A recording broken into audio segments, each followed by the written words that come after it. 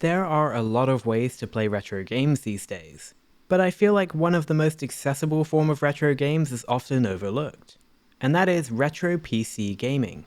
There is practically an endless library of retro PC games just waiting to be discovered or rediscovered, and these days you don't need a gigantic PC gaming rig to play them. In fact, you don't even need a powerful device, as even the most budget options these days will play retro PC games with no problem. Especially when we're talking mid-2000s and before.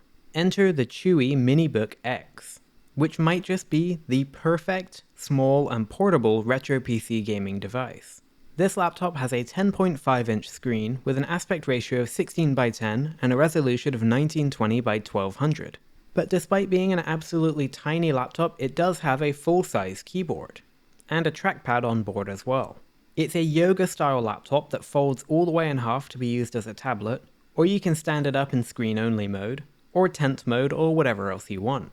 It comes with the Intel N100 processor, which is probably the most budget option on the market right now. But it's plenty for retro PC gaming and has some serious emulation chops too. And better than all of that, it's very, very cheap. Actually, the Chuwi Minibook X is an interesting proposition, because you have a pretty great screen, an all-aluminium build, a 360-degree yoga-style hinge, and honestly tremendous build quality, and yet it has the price of a budget laptop, reaching prices as low as around $200 on AliExpress. And I want to say a big thanks to Chuwi for sending me this laptop in order to make this video. So let's talk more about retro PC gaming. I spent a lot of my childhood playing PC games, and it's pretty incredible just how powerful low-end chips like the Intel N100 are when it comes to retro PC gaming. And not even retro PC gaming either, because a few modern games run well also. If you're looking around the Xbox 360 to Wii U era, you're probably going to get some good results, such as in a game like LEGO City Undercover, which runs pretty much perfect.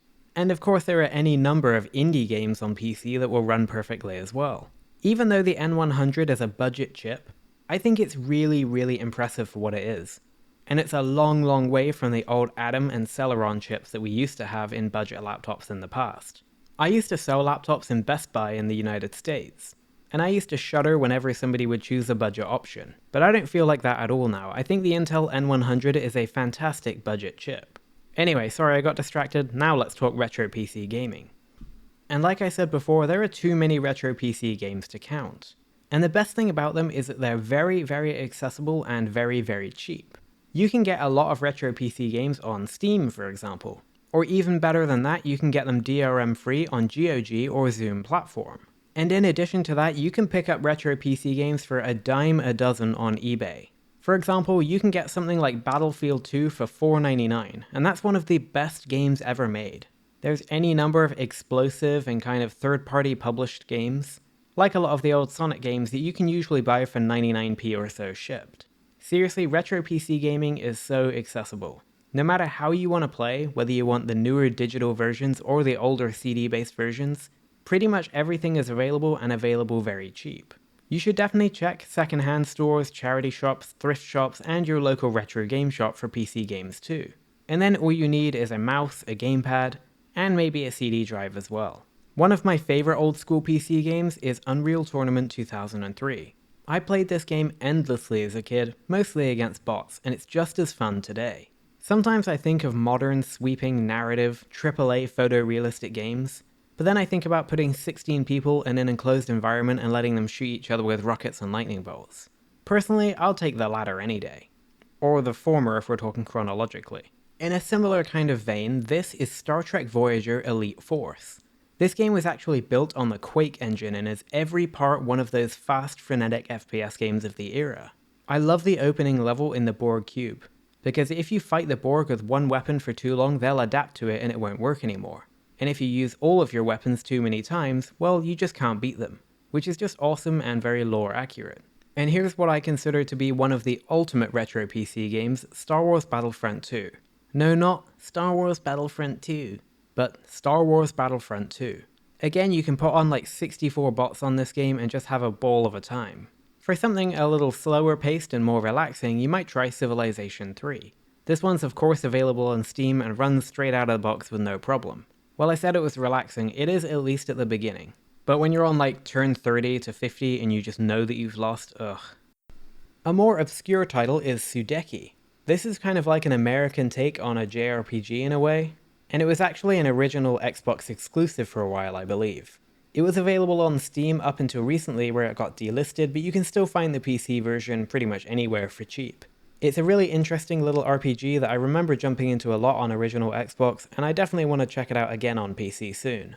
And here is easily one of the best games of all time in its Oddworld Stranger's Wrath.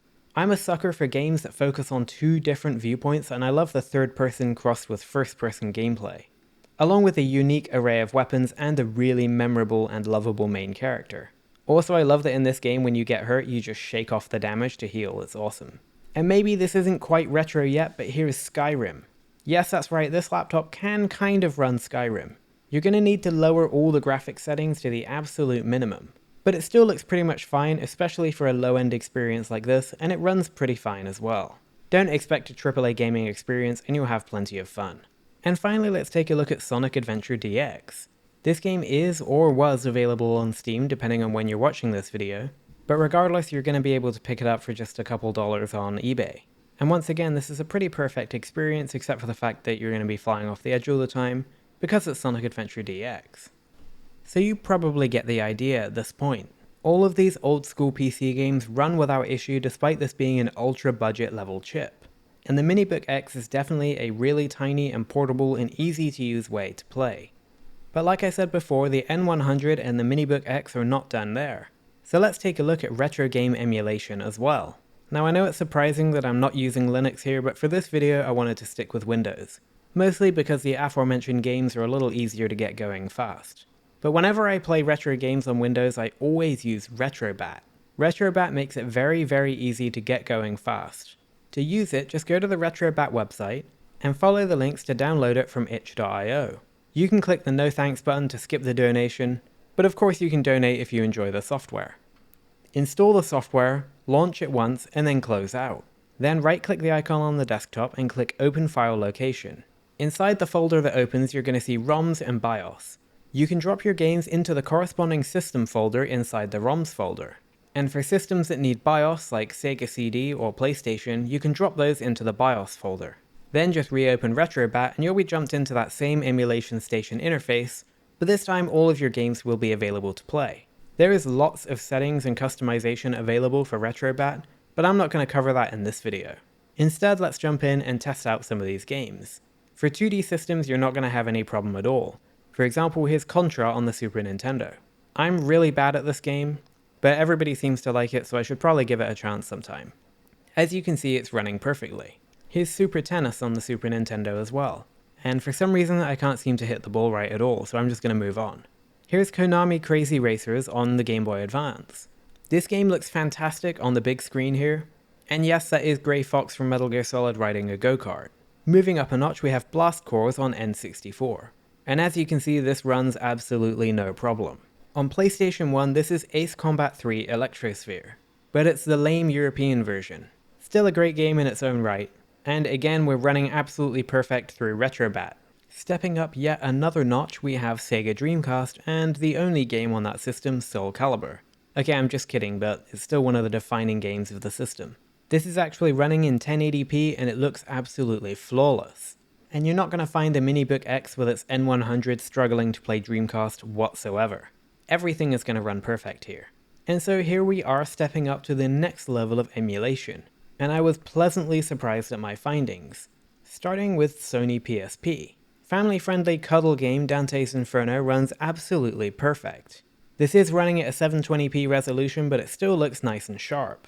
And I had no issues playing this game at all. The Minibook X will also play the vast majority of GameCube games without any issues as well.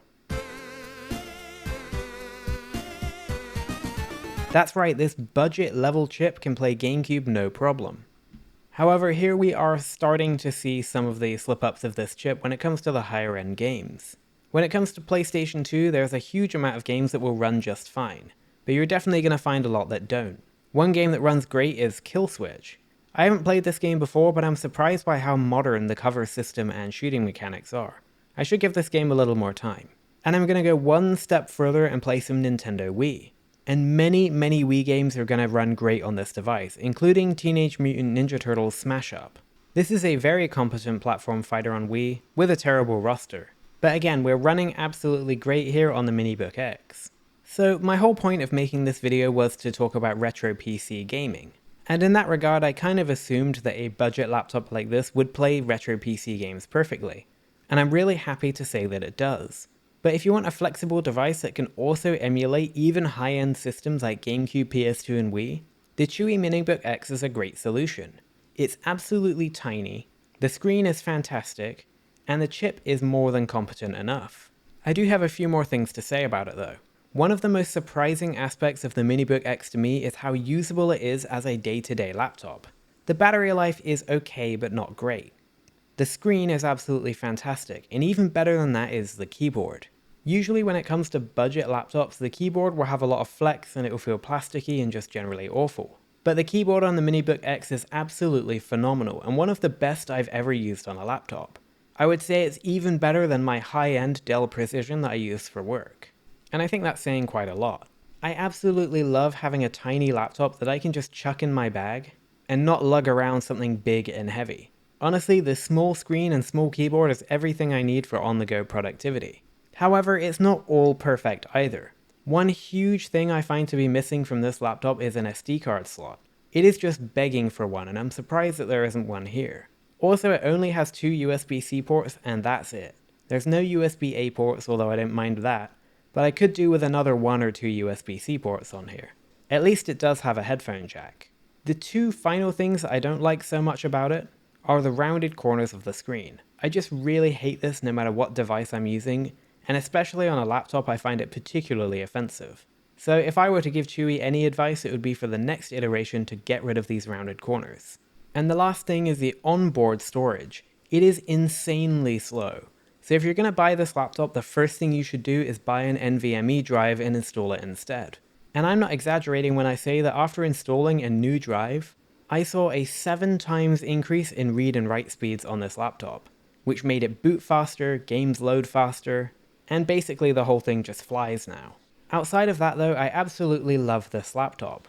It's tiny and easy to throw around, it can play everything I wanted it to play, and it's really flexible as a laptop too.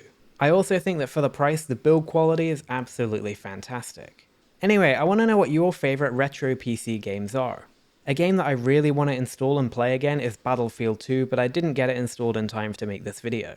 But let me know in the comment box below what your favorite old school or retro PC game is. If you like the look of the Minibook X, please check the description box below where you can find links to pick it up for yourself. If you want to pick it up from Chuwi directly, there's a coupon code for you to use as well. And that's this one done. Thank you very much for watching Retro Breeze, and I look forward to seeing you again next time.